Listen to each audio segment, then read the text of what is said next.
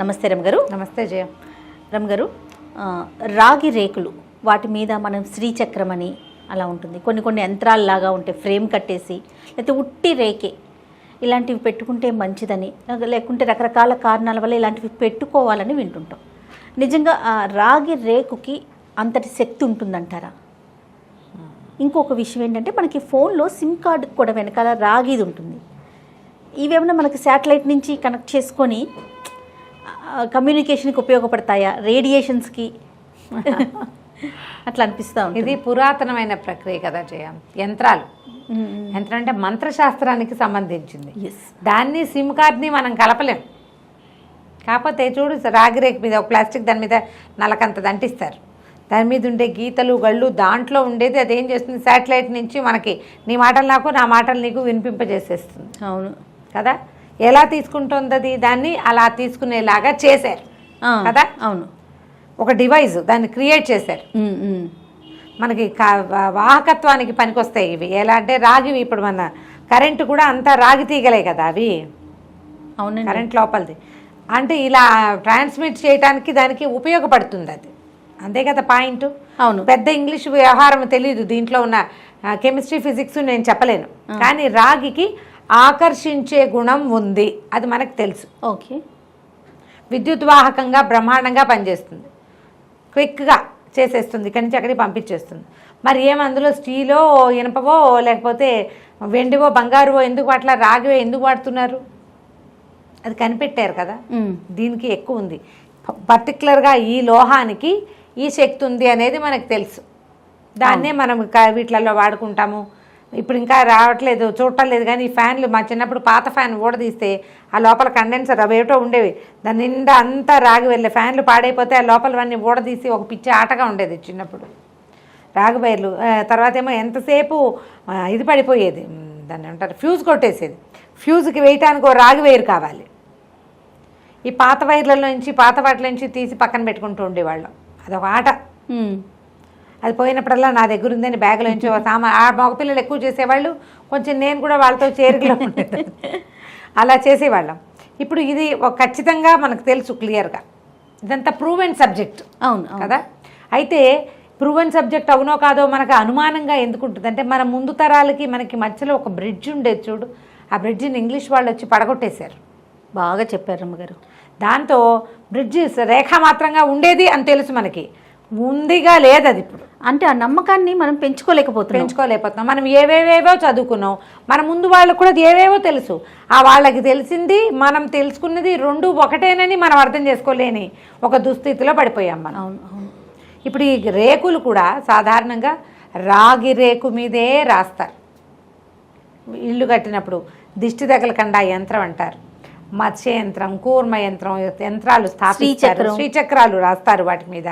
బంగారు రేకు మీద రాయొచ్చు, ఖర్చు. బంగారు రేకు మీద చిన్న చిన్నవి చేసి అది పూజ చేసుకుని తర్వాత ఒంటి మీద దాన్ని కట్టుకోవాలంటారు. రక్ష రేకులు కట్టడం, చిన్న రాగి రేకు, పల్చటి రాగి రేకు మీద రాస్తారు. అది పాజిటివ్ ఎనర్జీని పట్టుకుంటుంది, పాజిటివ్ ఎనర్జీని పాస్ చేస్తుంది, నెగిటివ్ ఎనర్జీని పీల్చేస్తుంది. అది పాయింట్. అందుకని ఈ రకాలు ఉండేవి. ఇప్పుడు పెట్టే యంత్రాలు కూడా ఏంటంటే దైవ సంబంధమైన వ్యవహారం. ఇది పనిచేస్తుందా అంటే నీ నమ్మకంతో ఉంది. యంత్రం వేశాక మాకు బాగుంది అని చెప్పేవాళ్ళు చాలామంది కనపడతారు. వాకిట్లో ఓ యంత్రం రాగానే జనాల దృష్టి దాని మీద పడుతుంది, నెగిటివ్ థింగ్ని అది తీసుకుంటుంది. ఓకే. మరి ఇది నమ్మినప్పుడు అది కూడా ఎంతో కొంత నమ్మాలి కదా. దాని మీద ప్రూఫ్ ఇదే అని చూపించడానికి ఫిజికల్గా మనకేం లేవు విషయాలు. కరెంట్ వస్తుంది అనేది నువ్వు చూపిస్తావు, పాజిటివ్ ఎనర్జీని అది పాస్ ఆన్ చేస్తోందని, నెగిటివ్ ఎనర్జీని పీల్చేస్తోందని చూపించలేకపోతాం. చూపించలేనంత మాత్రాన లేనట్టు కాదుగా. కరెంటుని చూపించలేము, ఫిజికల్గా చూపిస్తాం. ఇదిగో దీనికి ఇది కనెక్ట్ చేసాము, ఇక్కడ స్విచ్ చేస్తే లైట్ వెలిగింది దీనివల్లే అని. అది తీసేస్తే పోతుంది. కాబట్టి ఇలాంటి ప్రయోగాలు చేయొచ్చు.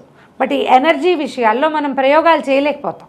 అవును, ఫిజికల్గా కనపడే ఎనర్జీ వేరు, ఈ ఎనర్జీస్ వేరు.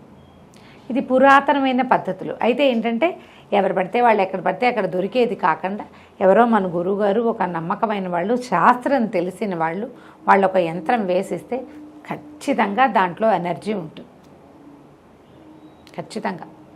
లేదా ఒక యంత్రం రాగిరేఖ మీద యంత్రం రాసుకుని దానికి ప్రాణప్రతిష్ఠ చేస్తారు. ఎలా మనం మట్టి బొమ్మని వినాయకుడు అన్నాం, ఎస్, ప్రాణప్రతిష్ఠ చేసాం, అవునండి, 9 రోజులు పూజించాం. బొమ్మగా కాదు, వినాయకుడుగా. బొమ్మ వినాయకుడు ఎలా అయ్యాడో చెప్పు. మన నమ్మకం, ఒక ప్రక్రియతోటి నమ్మాం, అంతే అండి. అదే ప్రక్రియ ఇక్కడ కూడా చేస్తారు.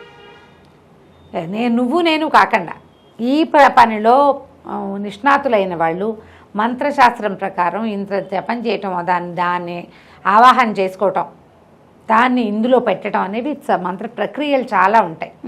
ఇప్పుడు మనకి దేవాలయాల్లో కుంభాభిషేకాలు అవి చేస్తారు. కళ పెరుగుతుంది అప్పుడు దేవాలయానికి మహాకుంభాభిషేకం చేస్తారు.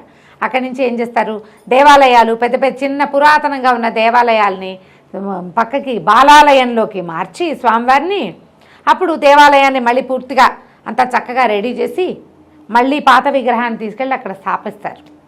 కళ పోతుంది అప్పుడు ఎట్లా, అందుకని కళాపకర్షణ చేయటం అనేది ఒక విధానం ఉంది. పెద్ద పెద్ద దేవాలయాల వ్యవహారాల్లో తెలుస్తుంది. మనకి యాదగిరిలో ఏం చేశారు, స్వామివారిని పక్కకు కదిపారు. అవును, కళాపకర్షణ చేసే విధానంతో కదిపి ఉండొచ్చు. నేను ఇది ఎక్కడ చూసానంటే మనకి హైదరాబాద్లో తాడ్బంద్ ఆంజనేయ స్వామి దేవాలయం ఉంది. అక్కడ స్వామిని ప్రతిష్ఠ చేసిన స్వామిని మళ్ళీ కదిపి పక్కన పెట్టి మళ్ళీ వెనక్కి ప్రతిష్ఠ చేశారు. నేను చాలా ఏళ్ల క్రితం కైకలూరు శ్యామలాదేవిని చూడడానికి వెళ్తే అమ్మవారి కళాపకర్షణ చేసి కలశంలోకి ఆవాహన చేసి ఒక పక్కన పెట్టారు, ఇంకొక చిన్న బాలాలయంలో పెట్టారు. ఈ గుడంతా రెనోవేట్ చేశాక మళ్ళీ అమ్మవారిని అన్ని కళలతోటి ఇక్కడ స్థాపన చేస్తారు. ఇదంతా మంత్రంతో జరుగుతుంది. దేంతో జరిగిందో నువ్వు చెప్పగలవా?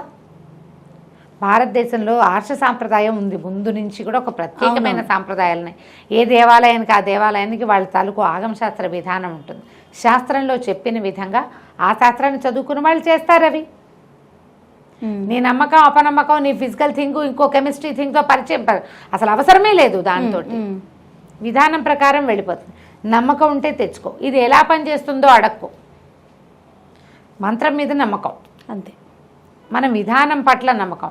ప్రధానమైనది ఏంటంటే మనం రాతిని విగ్రహం చేస్తున్నాము.